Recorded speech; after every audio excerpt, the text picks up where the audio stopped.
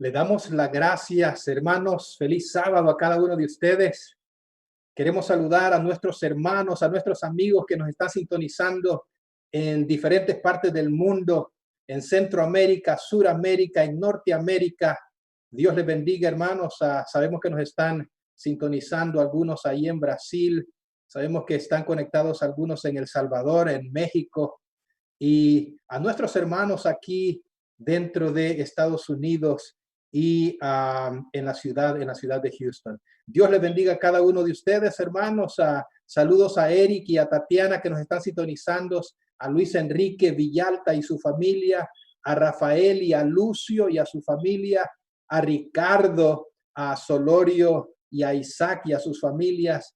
Y también queremos agradecer allá a nuestros hermanos que nos están sintonizando en las diferentes partes del mundo. Hermanos, vamos a ir al tema de esta mañana, la palabra de Dios. Y mientras desarrollo el tema, yo quisiera pedirles que estén orando. Hoy vamos a ir al libro de Apocalipsis. Donde esté, agarre su Biblia, por favor. Dicen, hermanos, que un sermón sin Biblia no es sermón. ¿Ok? Podrá ser una presentación, podrá ser un discurso de oratoria, pero no es sermón, porque necesitamos ir a la palabra de Dios. Así que busque su Biblia, busque su iPhone, su iPad, lo que sea, y vamos a ir al libro de Apocalipsis. Y el tema de esta mañana lo he titulado No camines solo por la vida. Recuerda el título es importante. ¿Cuál es el título del tema? Ayúdame, por favor. No camines solo por la vida. Y quisiera comenzar haciéndote una pregunta. Yo quisiera preguntarte si tuvieras que transitar un camino peligroso y tienes la opción de ir acompañado, acompañada, ¿lo caminarías solo? Si tuvieras que ir por un camino peligroso y tienes la opción, la oportunidad de ir acompañado, ¿irías solo? ¿Irías sola? Hermanos, y la respuesta lógica es no. Pero sabes que esa no es la respuesta en la vida espiritual para muchas personas. Algunas veces caminamos solos cuando deberíamos caminar acompañados. Caminamos solos cuando Jesús quisiera caminar con nosotros. Yo no sé dónde vives tú, no sé lo que habrás escuchado, pero ¿saben que caminar solo es peligroso? Hay lugares en el mundo donde no puedes darte el lujo de caminar solo, donde no puedes entrar solo, porque si entras solo, si caminas solo, te estás jugando la vida. Yo no sé qué has escuchado tú, no sé lo que has visto, pero yo he escuchado de lugares donde para poder entrar y estar seguro necesitas entrar acompañado. Necesitas estar con alguien que conoce el lugar, que conoce qué hacer y qué no hacer. He escuchado, hermanos, de lugares donde, por ejemplo, si tú no sabes, no vas a vivir para contarlo. Tienes que entrar en la noche con las luces apagadas, solo por darte un ejemplo. Pero ¿quién es el único que sabe? Necesitas asegurarte de que la persona que conoce el camino, la persona que sabe, camina contigo. Yo traigo buenas noticias para ti en esta mañana. Porque déjenme decirles que este mundo está entrando en una noche tenebrosa, en una noche oscura. Y no podemos darnos el lujo de caminar solos. ¿Y qué se necesita en una noche oscura? En un lugar que no conoces. Yo creo que por lo menos yo pienso en 3 cosas que se necesitan. En un lugar que no conoces, en un lugar oscuro, por lo menos necesitas 3 cosas. Necesitas una lámpara, necesitas un mapa y necesitas un buen guía. ¿Qué necesitas en un lugar cuando transitas un lugar desconocido? un lugar tenebroso, un lugar oscuro, no olvides esas tres cositas. Por lo menos necesitas un mapa, necesitas una lámpara y necesitas un guía. Y déjenme decirles algo. Eso es precisamente lo que es la Biblia. Y hablando del tiempo del fin, eso es precisamente lo que es el libro de Apocalipsis. El libro de Apocalipsis te presenta el mejor guía. El libro de Apocalipsis es el mejor mapa para navegar este mundo en estos últimos días. El libro de Apocalipsis y la Biblia es la lámpara. Salmo 119, 105 dice, lámpara es a mis pies tu palabra y lumbrera mi camino. Pero hermanos, la lámpara hay que usarla y hay que encenderla. Así que vamos al libro de Apocalipsis, por favor. Y vamos a comenzar en el capítulo 1, Apocalipsis, el capítulo 1, y vamos a leer los versículos 9 al 11. Apocalipsis, el capítulo 1, versículos 9 al 11. ¿Ya lo tenemos, hermanos, amigos? ¿Ya abrieron la Biblia? Abre la palabra de Dios y vamos a orar antes de leer su palabra. Padre, en esta hora, Señor, nos disponemos a ir a este libro sagrado. A este libro, Señor, del que nos hablaron los hermanos en la escuela sabática, el hermano Asael, el hermano Marvin, el hermano Francisco, Señor, el hermano Daniel. Y Padre Santo, el libro de Daniel es el mapa, es la lámpara, es el libro que nos dice, Señor, lo que necesitamos saber en estos últimos días. Oh, Señor, yo pido una unción especial para mi persona y para los amigos que nos están escuchando. Que hoy, Señor, a través de tu Espíritu Santo y a través de tu palabra podamos ver lo que no hemos visto, oír lo que no hemos oído y entender lo que no habíamos entendido, Señor. Pero eso solo puede hacerlo tu Espíritu Santo. Muévete, Señor, háblanos en el nombre de Jesús. Amén. Amén. Apocalipsis, el capítulo 1, versículo 9 en adelante dice así: yo, Juan, vuestro hermano y copartícipe vuestro en la tribulación, no olviden esa palabrita, en el reino, segunda palabrita, y en la paciencia de Jesucristo, estaba en la isla de Patmos por causa de la palabra de Dios y el testimonio de Jesucristo. Yo estaba en el Espíritu en el día del Señor. Hoy no me voy a detener allí, pero si tú quieres saber cuál es el día del Señor, lee Marcos 2, 27 y 28. Pero ese no es el tema en esta mañana. Dice, yo estaba en el Espíritu en el día del Señor y oí detrás de mí una gran voz como de trompeta que decía, yo soy el alfa y la omega, el primero y el último. Escribe en un libro lo que ves y envíalo a las 7 iglesias que están en Asia, Éfeso, Esmirna, Pérgamo, Tiatira, Sardis, Filadelfia y Laodicea. Y hermanos, en estos 3, 4 versículos hay mucho. Pero rapidito solo quiero mencionarte 2, 3 cositas de este texto. En primer lugar, yo quiero que hablemos un poquito de las 7 iglesias. No voy a entrar en detalle, ya les he predicado de esto. Pero, ¿qué son las 7 iglesias, hermanos? Primera cosita importante. Cuando nosotros pensamos en las 7 iglesias, necesitamos recordar 3 cositas importantes. En primer lugar, que las iglesias eran iglesias literales que existían y habían en el día de Juan, en los días de Juan, en el día de los apóstoles. Pero ¿por qué 7? ¿Acaso no habían más iglesias? Claro que habían más iglesias. Ya estaba la iglesia de Tesalónica, ya estaba la iglesia de Colosa y muchas otras iglesias. ¿Por qué 7? Porque 7 en profecía es un número especial.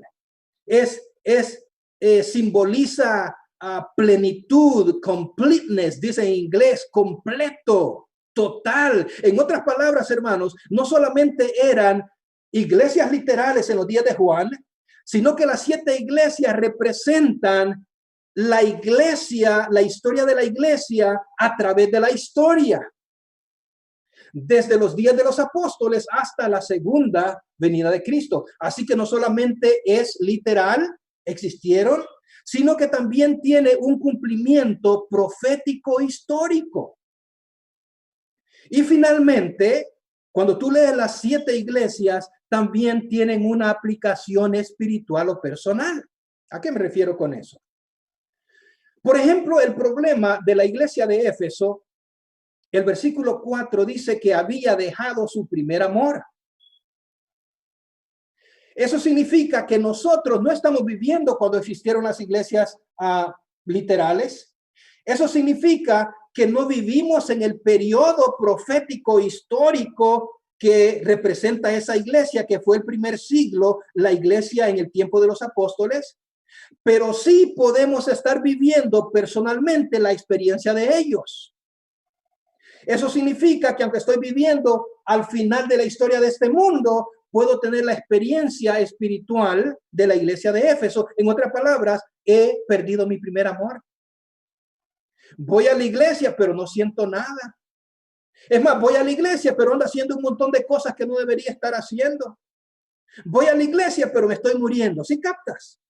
Así que cuando nosotros vamos a la Biblia, al libro de Apocalipsis, tenemos que recordar esas 3 cositas. En primer lugar, que fueron iglesias que existieron literalmente, pero tienen un cumplimiento histórico profético. O sea que cada iglesia representa un periodo de la historia de la historia cristiana, de la iglesia cristiana, hasta la segunda venida de Cristo.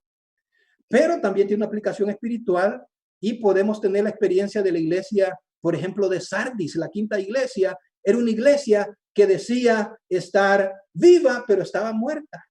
En otras palabras, yo puedo ir a la iglesia, puedo cantar, puedo hacer un montón de cosas, pero espiritualmente Dios y yo saben que estamos muertos.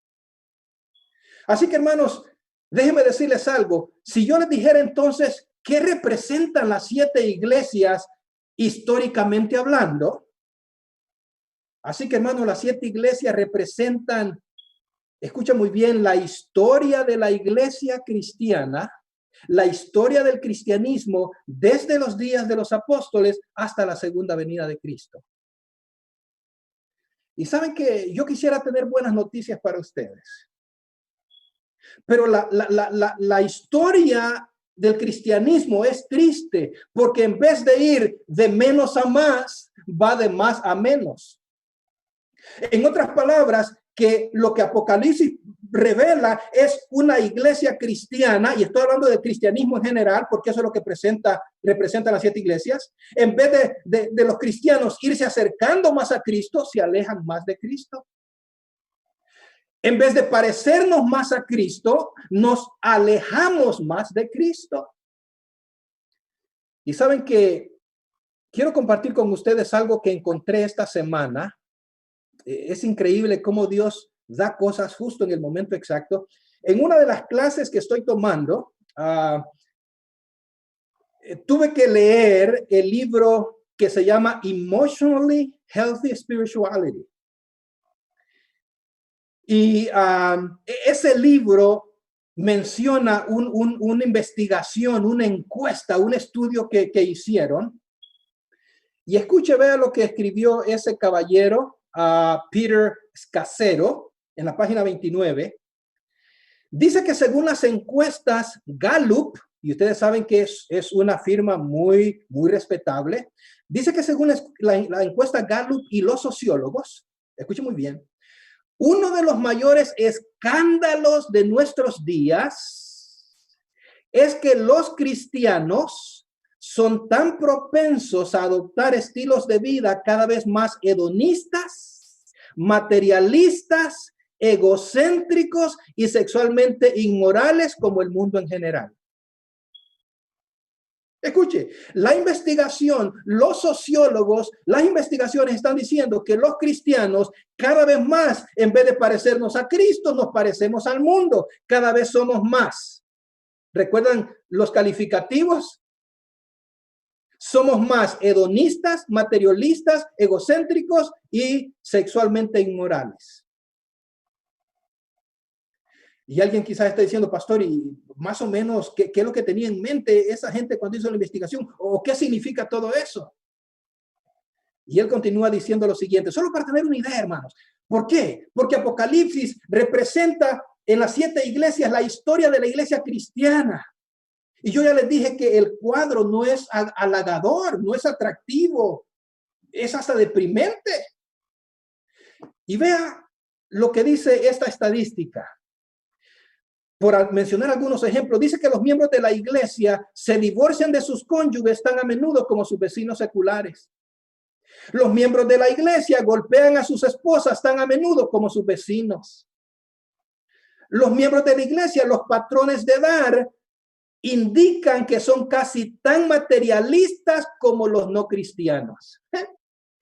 Y saben que mientras leía esto me preguntaba, en este momento de crisis hay muchos que no están trabajando.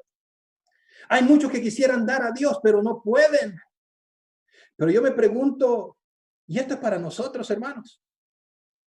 Aquellos que Dios está bendiciendo, aquellos que Dios nos está dando, aquellos que Dios estamos siendo fieles. ¿Sabe cuándo realmente mostramos quiénes somos, hermanos? No cuando todo ríe, no cuando todo está bien. Es en los momentos de crisis. Es fácil cantar cuando estoy feliz, pero ¿cuánto canto cuando estoy triste? Es fácil dar cuando todo me sobra.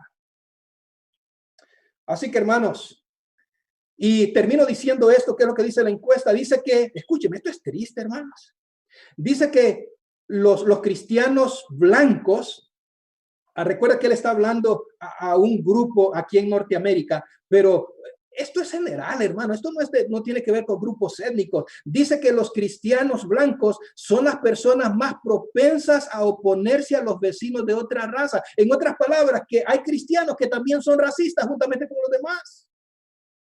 Cuando la palabra de Dios, si hay un grupo de gente, hermanos, que debería amar a todos, que debería aceptar a todos, no importa el color, no importa el tamaño, no importa los ojos, somos nosotros. Porque para los hijos de Dios no hay etnia. Para los hijos de Dios no hay color. Para los hijos de Dios no hay nacionalismo. Y yo le pregunto a mis hermanos mexicanos, a los que me están observando, ¿cómo te sientes con los salvadoreños?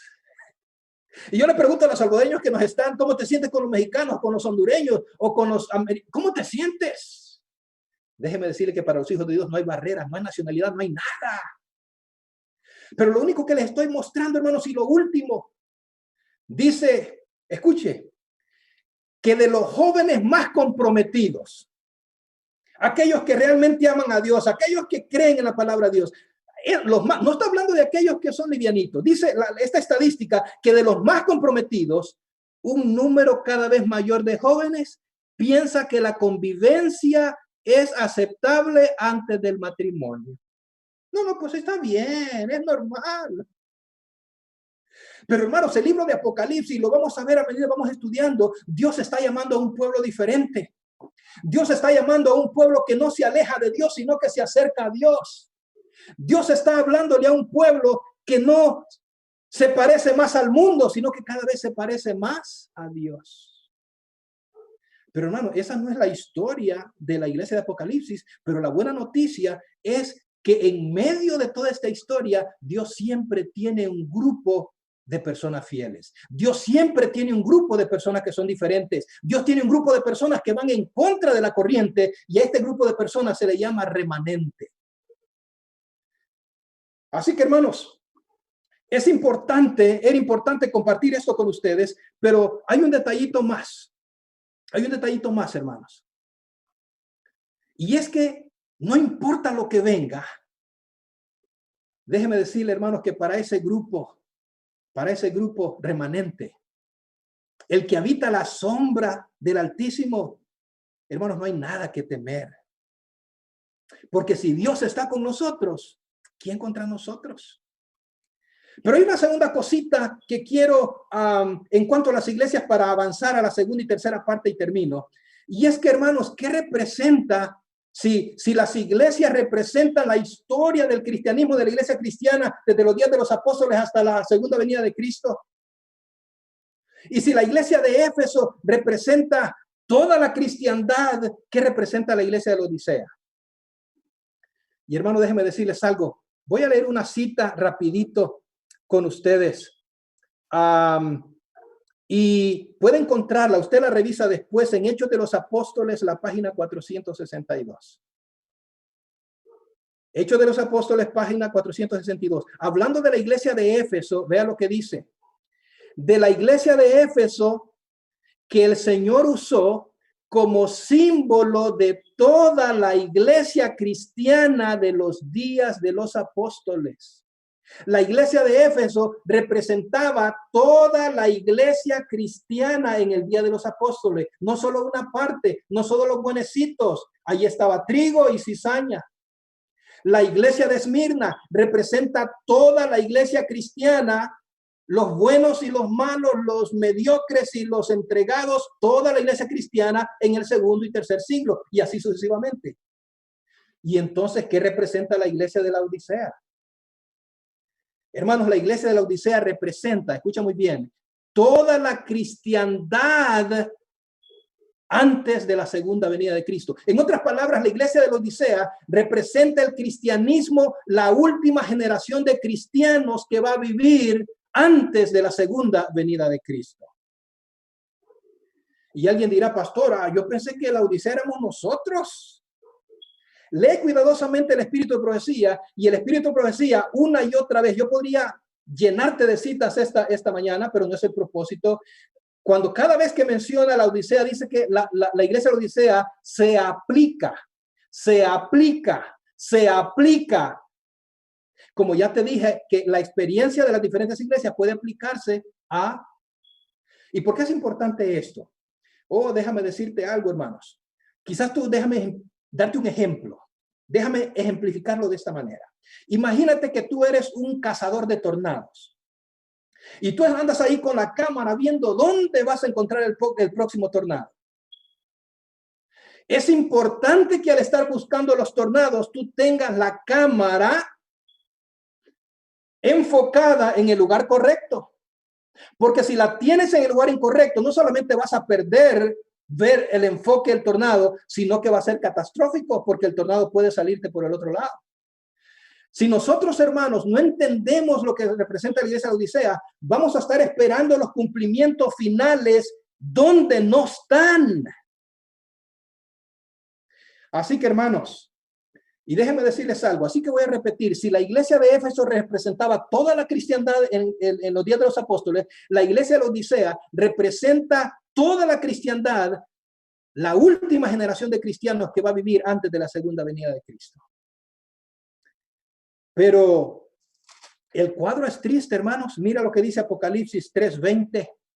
Y con esto paso a la segunda parte, Apocalipsis 3:20. La palabra de Dios dice, recuerda que el mensaje de la Odisea es a la última iglesia, al último grupo de cristianos que va a existir en esta tierra. Dice, he aquí yo estoy a la puerta y llamo.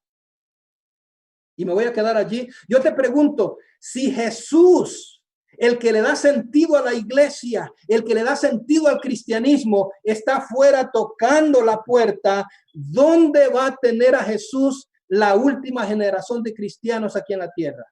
Afuera. A eso, hermano, se refiere el apóstol Pablo cuando en Timoteo, 2 de Timoteo 3:4-5, dice que al final habrá gente amadores de los deleites más que de Dios. Mira que no dice que no es que no van a amar a Dios, no es que no van a tomar en cuenta a Dios, no es que no van a ser religiosos, es que van a amar los deleites más que de Dios. Y la última frase en el versículo 5 de 2 de Timoteo 3 dice que tendrán apariencia de piedad, pero negarán la eficacia de ella. En otras palabras, por fuera nos vamos a ver bien, pero por dentro estamos muertos. Hemos dejado el primer amor, estamos podridos. Pero hermanos, vuelvo a repetir que la buena noticia es que así como el Señor tuvo sus fieles en Éfeso, en Esmirna, en Pérgamo, en Tiatira, en Sardis, en Filadelfia, también el Señor va a tener un pueblo diferente en estos últimos días. Y Dios quiere que tú seas parte de ese pueblo. Pero vamos a volver, hermanos. Ahí te dejo para que sigas estudiando. Vamos a volver al texto bíblico y vamos a ir a un detalle más. Escucha muy bien. Esto es fascinante, hermano. Yo sé que te va a gustar. Apocalipsis, el capítulo 1, versículo 9. Mira lo que dice ahí. Yo, Juan, vuestro hermano y copartícipe vuestro en la tribulación, en el reino y en la paciencia de Jesucristo, estaba en la isla llamada Patmos por causa de la palabra de Dios y del testimonio de Jesucristo. Este versículo, hermanos, me dice a mí algo maravilloso. Me muestra tres realidades de las que los hijos de Dios participarán en esta tierra. Mira lo que estoy diciendo. Estoy hablando de los hijos de Dios. Hay tres realidades de las que los hijos de Dios vamos a participar en esta tierra. Dos de ellas nos gusta y una no nos gusta. El apóstol Juan, hablando en Apocalipsis, dice, yo soy copartícipe, yo estoy en el mismo barco de ustedes en tres cosas. En la tribulación, en el reino, y hay una palabrita en la paciencia. Déjenme hablarles un poquito de esta palabrita paciencia. El original, la palabra griega es humoponei. Hupomonei. Esa es la palabra. Hupomonei.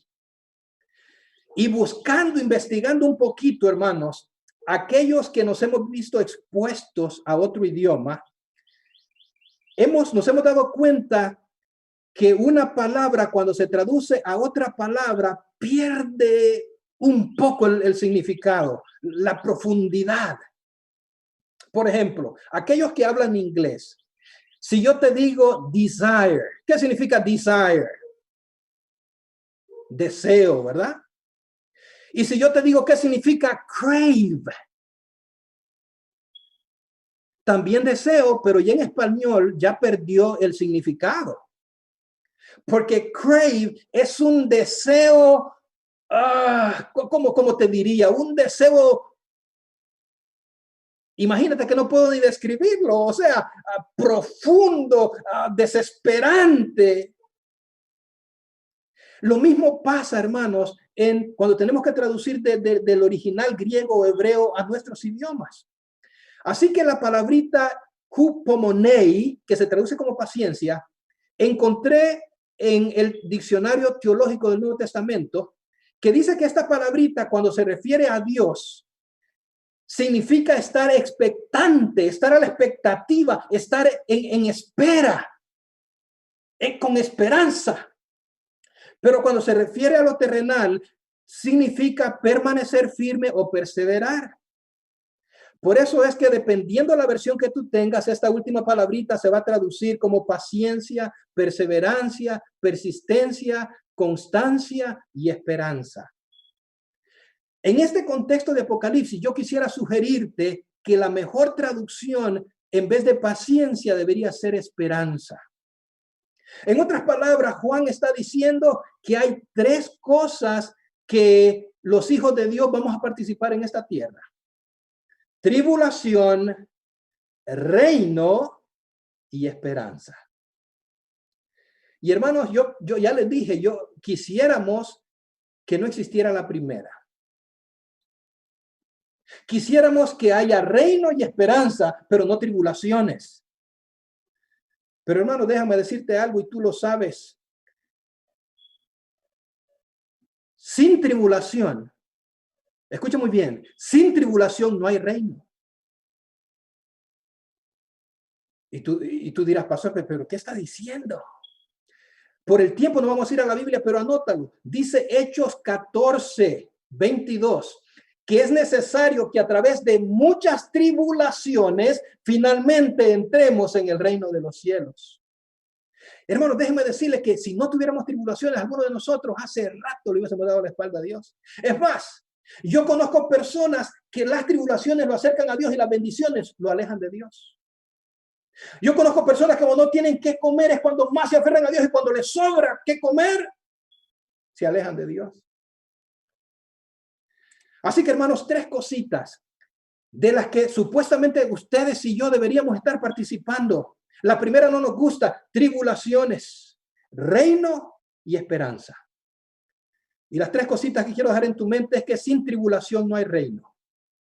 Y esto de las tribulaciones, hermanos, no hay forma de evitarlas, no hay forma de escaparlas.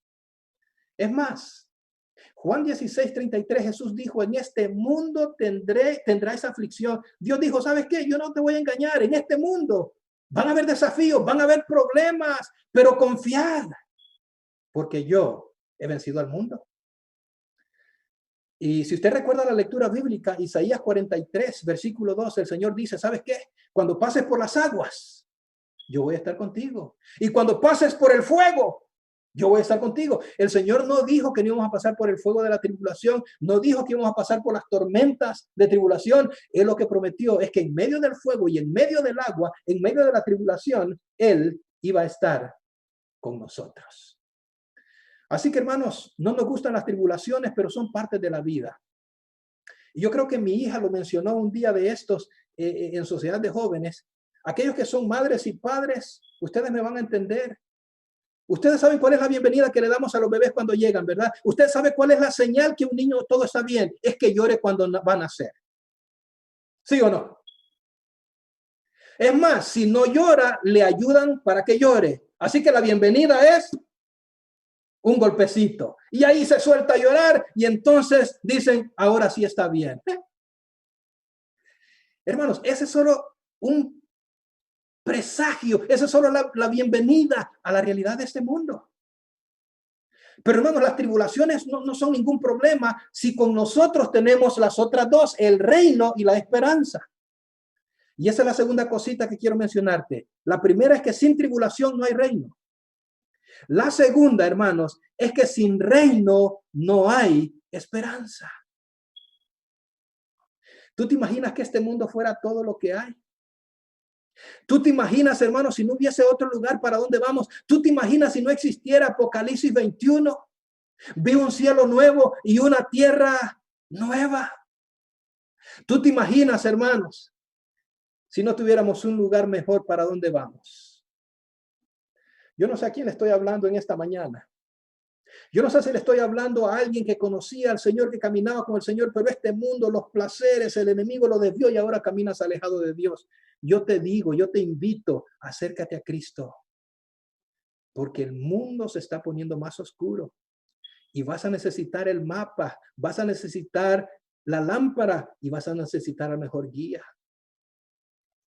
Quizás le estoy hablando a alguien que un día estuvo emocionado, estaba enamorado de su Cristo, disfrutaba su experiencia cristiana y ahora es un zombie. Camina ahí, va a la iglesia, pero casi es un muerto andante. Acércate, reaviva, vuelve al Señor. Así que, hermanos, escúchame. Sin reino no hay esperanza. Voy a repetir las dos que ya dije. No hay esperanza sin reino. Sin tribulación no hay reino y sin reino no hay esperanza. Y hermanos, y tribulaciones sin esperanza es desesperanza. Lo peor que puede pasarle a una persona es que tenga tribulaciones sin reino y sin esperanza. ¿Qué es lo que espera? ¿Para dónde va? Tú sabes que un día vamos a tener que salir y no de este país y no de ahí donde estás, de este planeta. ¿Y cómo la vas a hacer? Oh, queridos hermanos, yo necesito ir terminando. Así que el apóstol Juan dice, ¿saben qué, hermanos? Ánimo, porque yo, al igual que ustedes, soy partícipe de estas tres cosas. Por favor, no las separen. Tribulación, reino y esperanza. Pero tú sabes cuál es el colmo de la esperanza, mi hermano, mi amigo que me estás escuchando. El colmo de la esperanza es sufrir por ser bueno. El colmo del sufrimiento, perdón, el colmo de las tribulaciones. Algunas veces en la emoción ahí uno, los cables, pero déjame repetir lo que estoy diciendo. El colmo del sufrimiento, el colmo de las tribulaciones es sufrir por ser bueno. Es sufrir por hacer lo correcto. Es sufrir por ser seguidor de Cristo Jesús. Es sufrir porque quiere vivir a la luz de la palabra de Dios. Ese es el colmo del sufrimiento. Pero déjenme decirles algo y escuchen muy bien. A medida nos acerquemos a los eventos finales de la historia de este mundo, que ya entramos hace un ratito, eso va a ser más común. Que sufras por ser diferente, que sufras por ser bueno, que sufras por ser un seguidor de Cristo. Es más, ¿sabes que San Juan, el capítulo 16 del versículo 2, dice que llegará el momento que habrá personas que matarán a los hijos de Dios y creerán que están haciendo lo correcto, que están dándole un servicio al Dios? ¿Tú te imaginas cuán cegado puede estar una persona? Así que, hermanos, pero en estas circunstancias, y el tiempo me ha ganado, voy a aterrizar rapidito. En estas circunstancias, hermanos, mientras Juan está allí sufriendo, pero no solamente está sufriendo, sino que el reino está con él y la esperanza está con él, de repente tiene un visitante maravilloso. Y los versículos 12 y 13, hermanos, dicen que se le aparece el Hijo del Hombre. Se le aparece Jesús. En medio de esas circunstancias, tú te imaginas la emoción, léelo ahí en tu Biblia por el factor tiempo. Y dice que de repente Juan escucha una voz como de trompeta y vuelve a ver y vio al Hijo del Hombre caminando entre los candelabros. No pierdas esto, por favor. Y mientras camina entre los candelabros, dice el versículo 20, hermanos, que los candelabros representan la iglesia. Y Jesús anda caminando en medio de la iglesia, en medio de su pueblo. Pero la pregunta que vamos a tratar de contestar es, ¿cuál fue el propósito? ¿Con qué razón? ¿Por qué razón Dios le aparece a Juan? Y con eso vamos a ir cerrando. Apocalipsis, el capítulo 1, versículo 17 al 19. Mira lo que dice. Dice, cuando le vi, versículo 17 de Apocalipsis, caí muerto a sus pies. Y él puso su diestra sobre mí diciéndome, ¿qué le dijo? No temas, Juan. Yo soy el primero y el último, y el que vivo y estuve muerto. Mas he aquí que vivo por los siglos de los siglos. Amén. Y tengo las llaves de la muerte y del Hades. Escribe las cosas que has visto y las que son y las que han de ser después de estas. Escúcheme, ¿con qué propósito? ¿Por qué Dios se le aparece a Juan, hermanos? En primer lugar, para darle ánimo, para decirle, Juan, tranquilo, yo estoy contigo, yo soy el alfa y el omega, yo soy el principio, yo estoy allí. Pero también apareció para ponerlo a trabajar. ¿Te diste cuenta? Le dice, Juan, tengo algunas cositas que decirte y yo necesito que tú las escribas. Y lo que tú vas a escribir son las cosas que están sucediendo y las que van a suceder después de estas. ¿Sabes algo? Eso es importante. ¿Y por qué el Señor tenía tanto afán que se escribieran esas cosas? Oh, hermanos, el versículo 1 dice que Apocalipsis fue escrito para manifestar a sus siervos las cosas que deben suceder pronto. En otras palabras, el Señor le dice, Juan, ánimo, sigue adelante y escribe, por favor, porque el libro de Apocalipsis es lo que necesitan saber mis hijos para saber dónde ir, qué hacer a medida se cumplen los eventos finales de la historia de este mundo. Apocalipsis está ahí para manifestar a sus siervos, no a los curiosos, no a los intelectuales, sino a los siervos de Dios, las cosas que deben suceder pronto. Y hay una cosita que para nosotros como pueblo de Dios, como adventistas, es normal, pero estoy saliendo al aire, así que es importante decirlo. Si ustedes observan el versículo 19, Dios le dice a Juan, Juan, escribe las cosas que has visto, las que son y las que han de ser después de estas. ¿Saben que hay 3 escuelas de interpretación? Está la escuela preterista, está la escuela futurista y está la escuela historicista. Los preteristas dicen, ¿sabes qué? No te preocupes de Apocalipsis, tranquilo, porque eso pasó ya en el pasado, eso es del pasado. Los preteristas. Los historicistas dicen tranquilo, perdón, los futuristas dicen tranquilo, no te preocupes. Eso está en el futuro. Eso va a ser después, después de que el Señor venga y su iglesia ya esté con él, tranquilo. Y está la tercera escuela y es la historicista. Y eso, hermanos, es la escuela de interpretación bíblica, la que nosotros como adventistas, como pueblo de Dios creemos. Nosotros no creemos que el Apocalipsis ya se cumplió en el pasado. No creemos que se va a cumplir en el Apocalipsis. El Señor le dijo a Juan, Juan, escribe porque ahí está las cosas que están sucediendo y las que van a suceder. En otras palabras, hermanos, la profecía se va cumpliendo en la historia, desde los días de los apóstoles hasta la segunda venida de Cristo. Esa es la historia, esa es la escuela historicista, la interpretación. Y eso es lo que la Biblia enseña. El libro de Daniel, usted va a encontrar lo mismo. El Señor le dice, mira, Babilonia es la cabeza de oro. Así que la profecía iba desde los días de Daniel hasta el final de la historia. Así que no te dejes engañar, porque esto es peligroso. Porque si tú crees lo que enseña la escuela preterista, tú dices, no, eso ya se cumplió, cuando realmente se está cumpliendo ahora delante de nosotros y no nos damos cuenta porque tenemos la cámara enfocada en la dirección equivocada.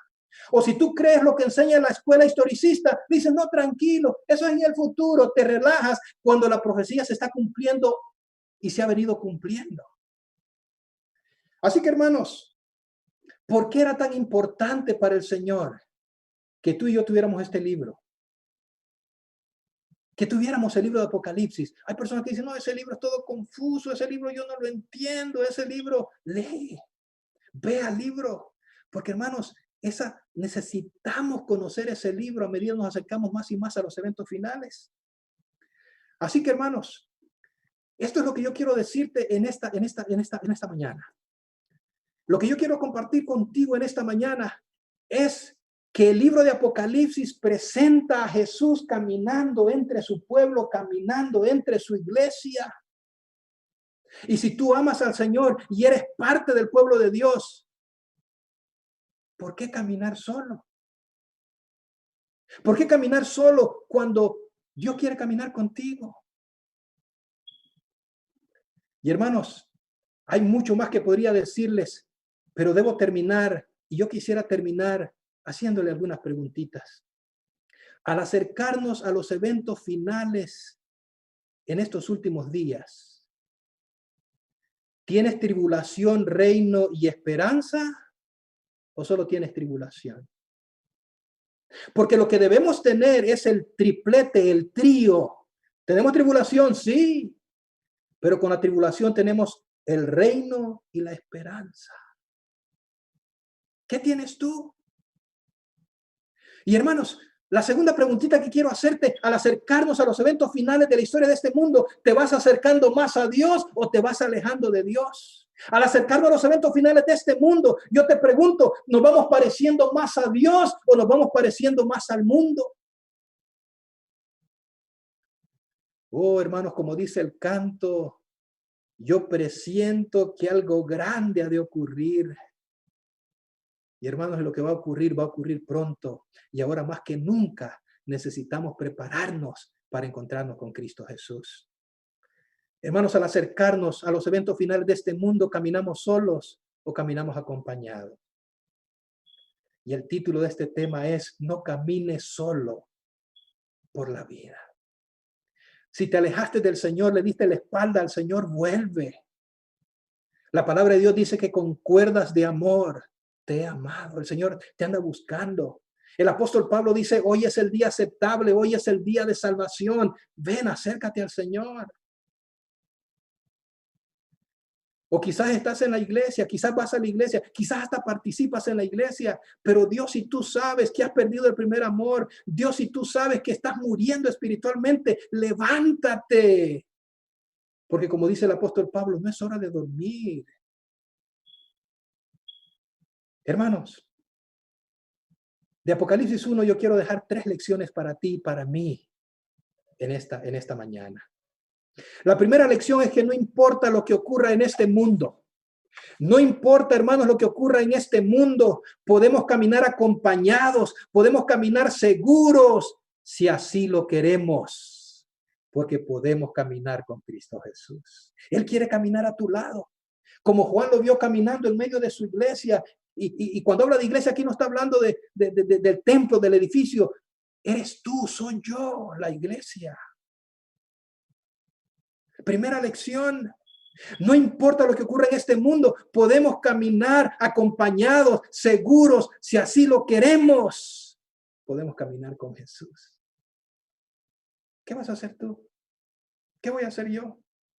Segunda lección, hermanos, de Apocalipsis, el capítulo 1. No importa lo que ocurra en este mundo, si tenemos la lámpara, el mapa y el guía, no hay razón para perder el camino. ¿Me escuchaste? No importa lo que ocurra en este mundo, no importa lo que venga, si tenemos la lámpara, el mapa y el guía, no hay razón para perder el camino. Usa la lámpara, usa el mapa y dejémonos dirigir por Dios, hermanos. Y la tercera y la última lección, no importa lo que ocurra en este mundo, asegúrate que juntamente con la tribulación tienes el reino y la esperanza. Voy a repetirte una vez más la última. No importa lo que ocurra en este mundo, asegúrate que juntamente con la tribulación tienes el reino y la esperanza. Tribulación sin reino, hermanos. Tribulación sin esperanza, hermanos, es lo peor que puede pasarnos en la vida. Amigos, hermanos, ahí donde estás, estamos viviendo momentos difíciles. Y esto solo es el inicio de muchas cosas que van a venir. Pero quiera Dios que en tu vida y en mi vida, aunque hayan tribulaciones, también viva el reino y la esperanza. Que Dios te bendiga. Gloria a Dios, hermanos. Como dice el canto, ando con Cristo, somos amigos. Quiera Dios, hermanos, que al irnos acercando al final de la historia de este mundo, vayamos pareciéndonos más y más a Cristo Jesús. Vayamos caminando más y más cerca de Él. Vamos a orar. Recuerda las 3 leccioncitas. Guárdalas en tu corazón y que podamos tener en este mundo esos 3 elementos, esas 3 realidades que menciona el libro de Apocalipsis. Que hayan tribulaciones, no importa, pero también reino y esperanza. Vamos a orar. Padre, yo no sé, Señor, quiénes nos están sintonizando. Yo no sé a quién ha llegado este mensaje, Señor, ni a quién va a llegar. Tú conoces nuestro corazón, Señor, y Apocalipsis 1, Señor, es la introducción a las 7 iglesias.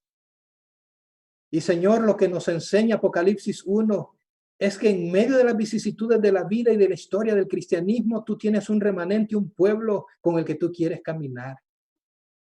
Camina con nosotros, Señor. Ayúdanos a parecernos más a ti y que podamos tener el mejor guía que eres tú, la lámpara encendida y el mapa, Señor, viendo dónde estamos y para dónde vamos. Padre Celestial, ayúdanos a vivir en estos últimos días. Sí, habrá tribulaciones, pero que juntamente con la tribulación tengamos el reino que viene de ti, Señor, y la esperanza. Bendice a la iglesia de Robertson, bendice a los jóvenes, bendice a los niños, bendice a nuestros hermanos, Señor, que nos han sintonizado y nos van a sintonizar en Centro, Suramérica, Norteamérica, en el mundo, Padre. Y que podamos ser fieles a ti, no importa lo que venga. En el nombre de Jesús. Amén. Amén. Dios les bendiga, mis hermanos.